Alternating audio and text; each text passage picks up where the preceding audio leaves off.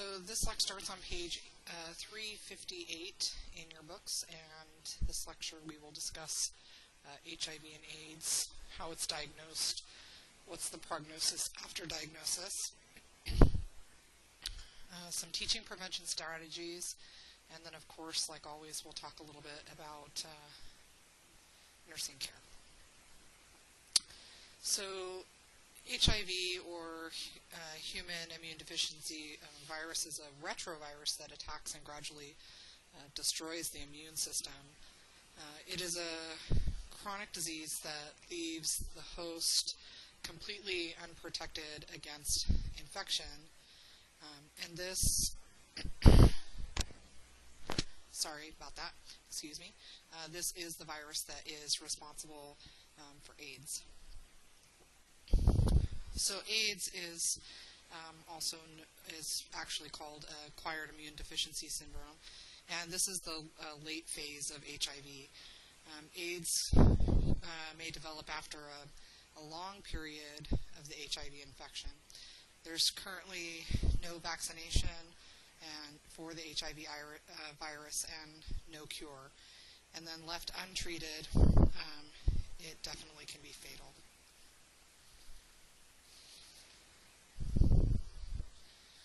So, incidence, the HIV epidemic was first reported to the CDC in the early 80s, and there was a huge increase in incidence through the 80s, and then starting in the later, I would say late 90s, when there was more research had been done and more education on prevention strategies, it started to kind of decrease in incidence.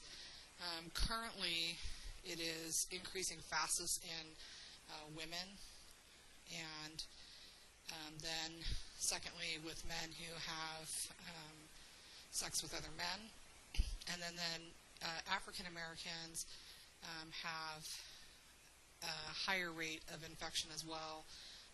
The estimated incident rate is about 7 times higher than that of Caucasians. So HIV has 2 different subtypes of the virus that have been identified, and both of the subtypes do cause AIDS. HIV-1 is found in Asia, Europe, and the Western Hemisphere, where HIV-2 is mainly found in West Africa. The HIV virus is attracted to the immune system cells and attaches to cells like lymphocytes that have CD4 receptors. The primary target are the CD4 T lymphocytes. Because the CD4 T lymphocytes orchestrate all of the immune function, HIV can cause, or does cause, progressive impairment of the body's immune response.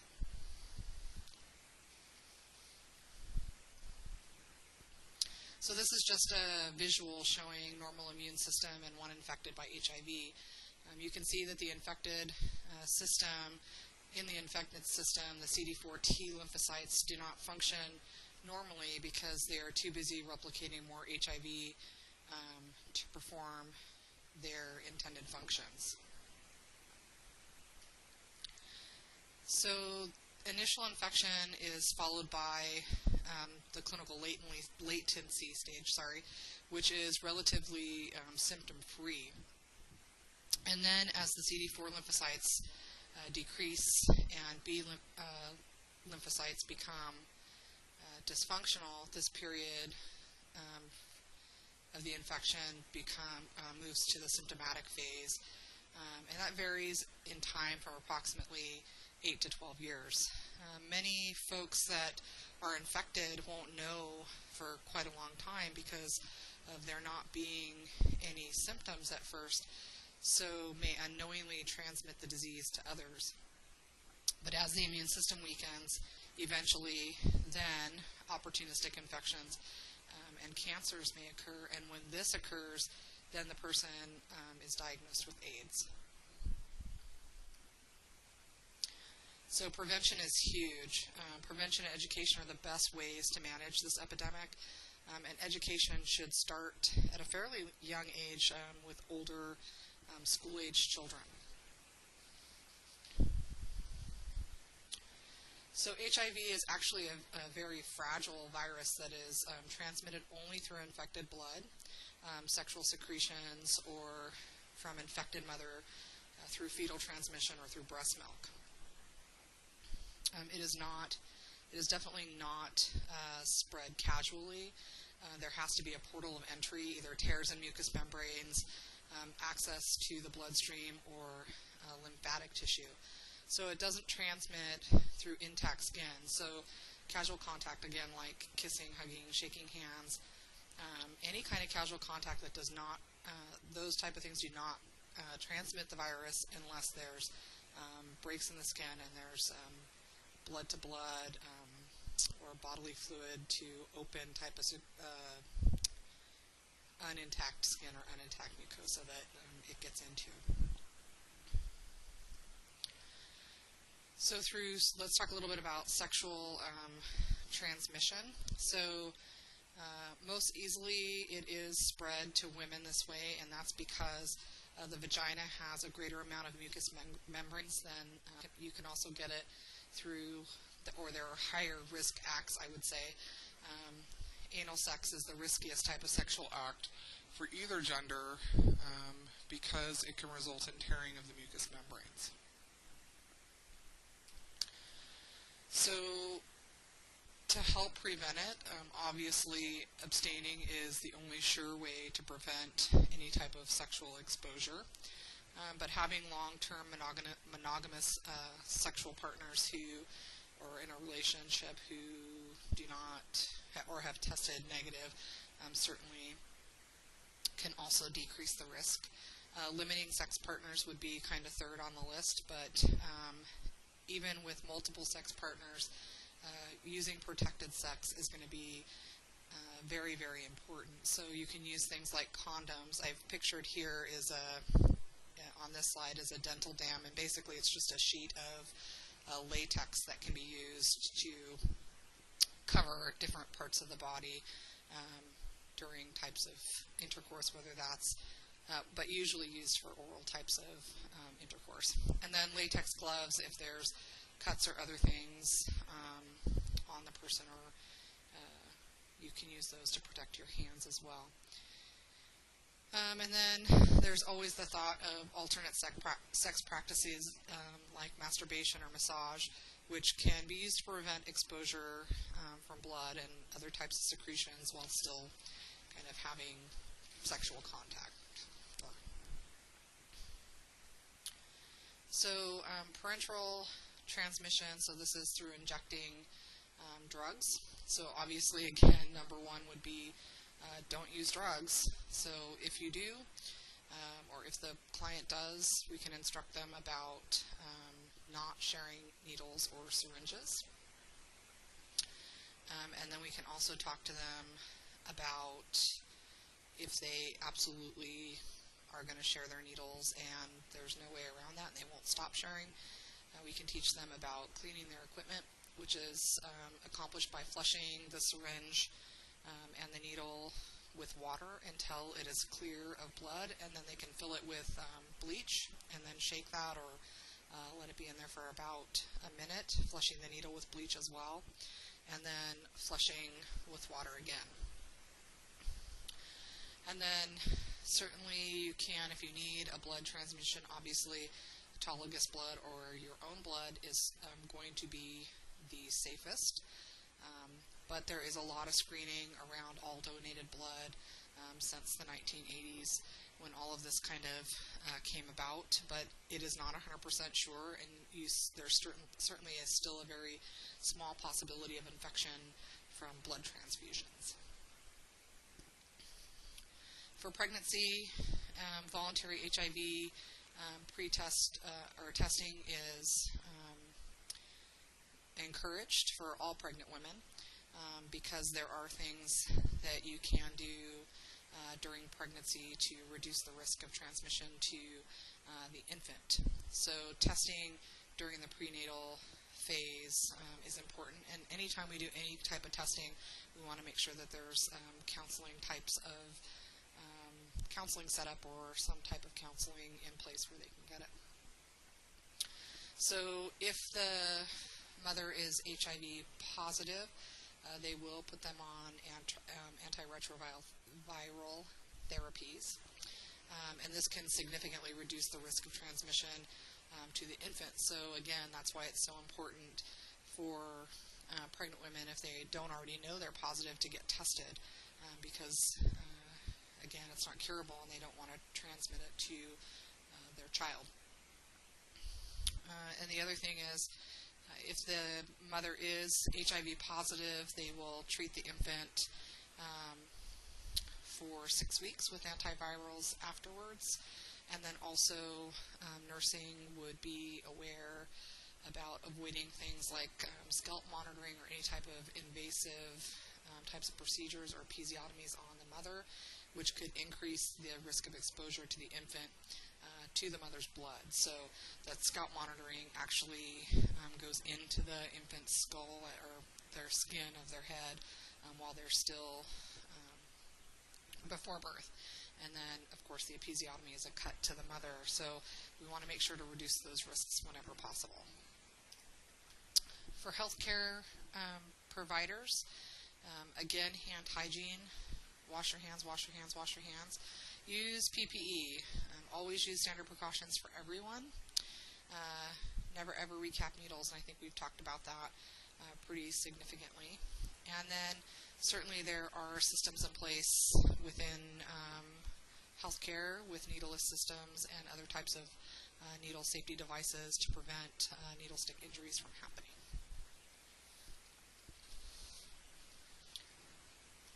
So if you are exposed, there is post-exposure prophylactic guidelines.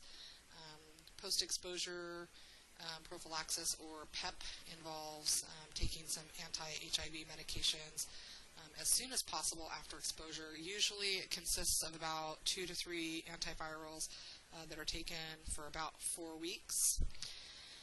But importantly, they need to be started within 72 hours to be effective. Certainly we want to consider the risk versus benefits, because all things that we're going to do or any medications we're going to take certainly have a risk for side effects as well. So if it is possible to test the source patient and get those results back, that would be great. There are testing out there that can be back same day. So if it's possible to test the source patient, that's fantastic, because then you can know for sure whether you need to start antivirals or any type of PEP for sure. And again, even if you do post-exposure prophylaxis, it is not always 100% effective. So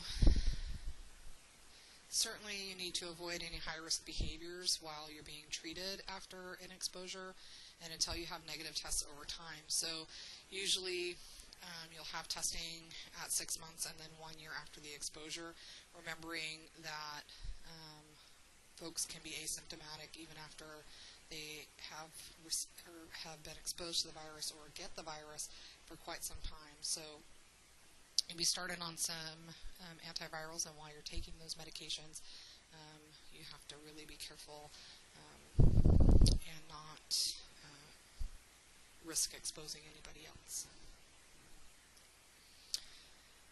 As discussed earlier, initially patients are asymptomatic, and then over time they progress to the symptomatic phase. Some of the early signs are fatigue, headache, fever, lymphadenopathy, diarrhea, and sore throat.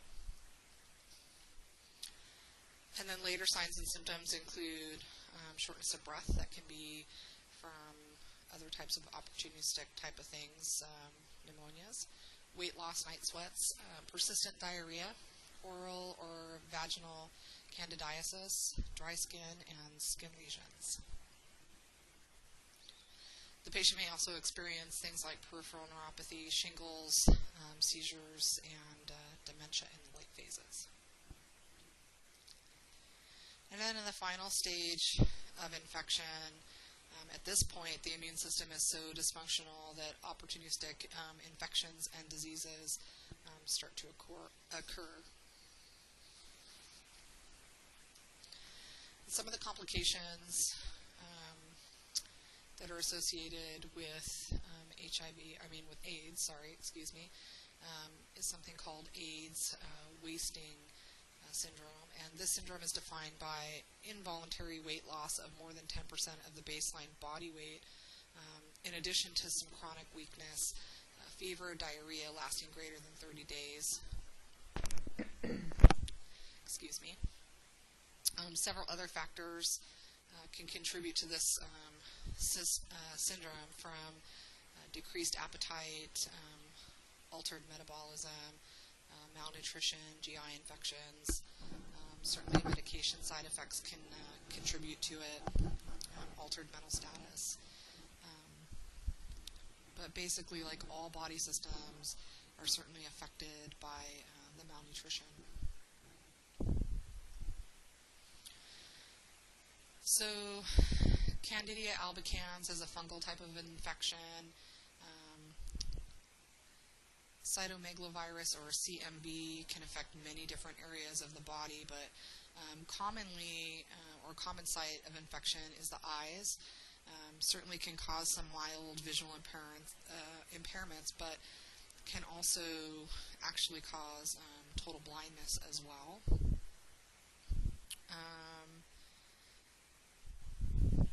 Pneumonitis is caused by the fungal infection in the lungs. It is actually the most common opportunistic infection that is found in AIDS. Viral infections, such as herpes, shingles, etc. Tuberculosis is also another one of those opportunistic infections that happens.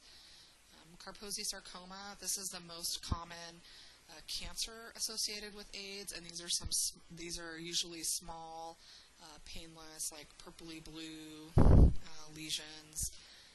They can occur anywhere on the body. Other types of cancer that are seen are Hodgkin's lymphoma.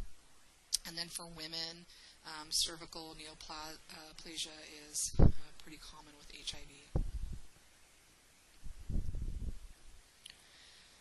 So infection of the brain and other parts of the central nervous system result in AIDS dementia complex, or ADC.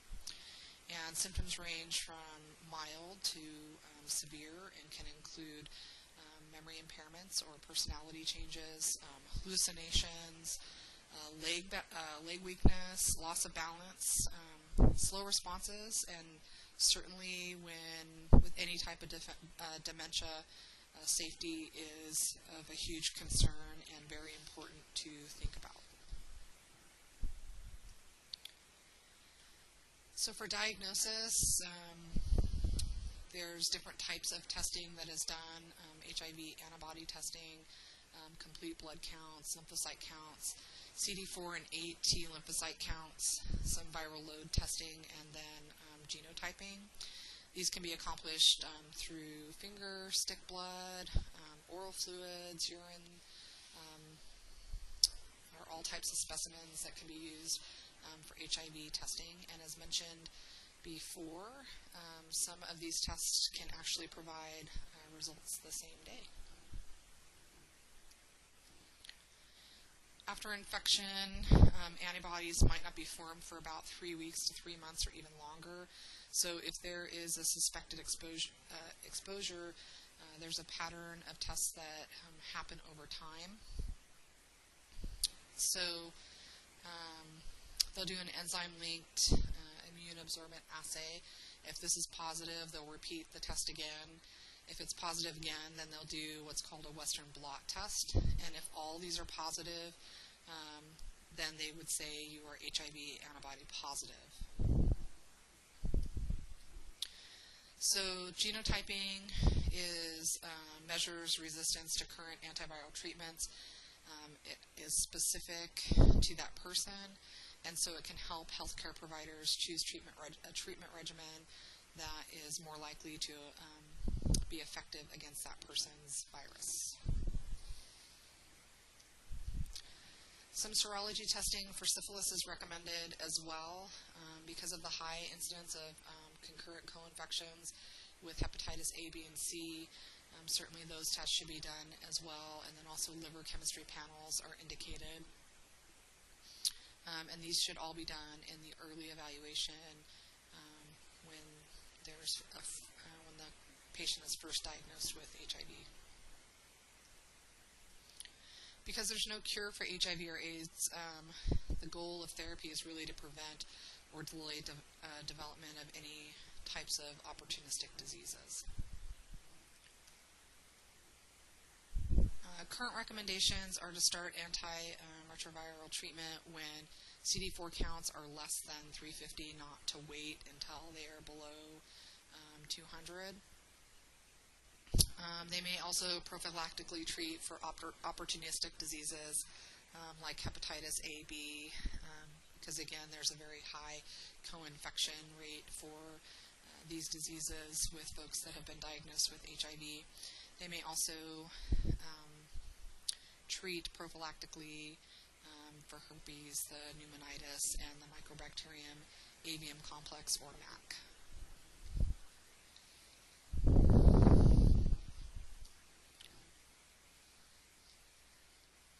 So early aggressive treatment should be started, and certainly it should be a multi-drug type of therapy, usually 3 drugs and at least 2 different classes of treatment categories.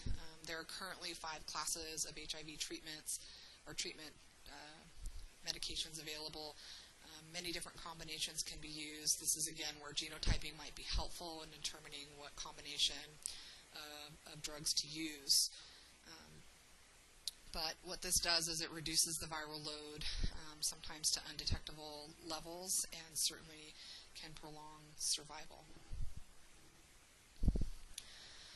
So this is some of the, we're going to go over really briefly the 5 classes of medications used to treat HIV.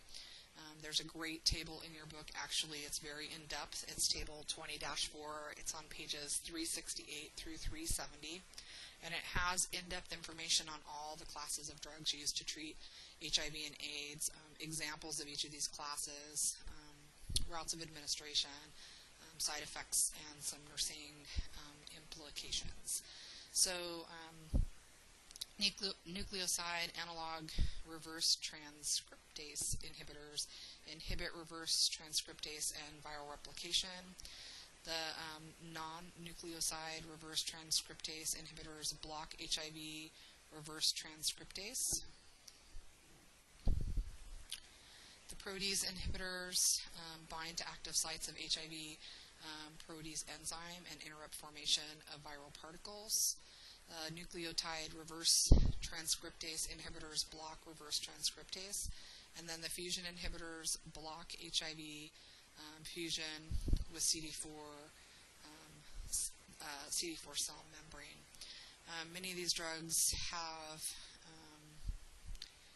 pretty bad side effects, and we need to make sure that we teach our patients the importance of reporting side effects that they may be experiencing immediately to their physician.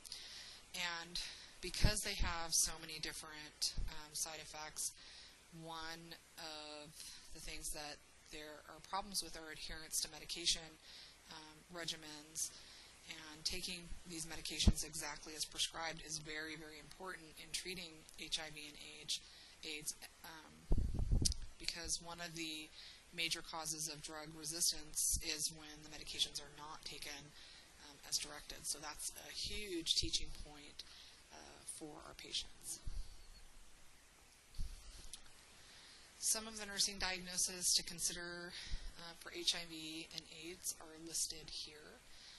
Certainly ineffective protection, so we can do things like teaching hand washing, pain, fatigue, imbalanced nutrition, risk for injury, risk for infection, certainly, impaired oral mucous membranes, diarrhea, impaired skin integrity, social isolation, not only from themselves, but also there's certainly still a huge amount of discrimination against folks that have HIV and AIDS, knowledge deficit, and then certainly risk for situational low self-esteem.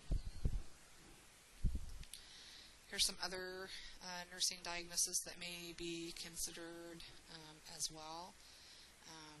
Anticipatory grieving, disturbed thought processes, disabled family coping, ineffective coping, and certainly ineffective sexual pattern.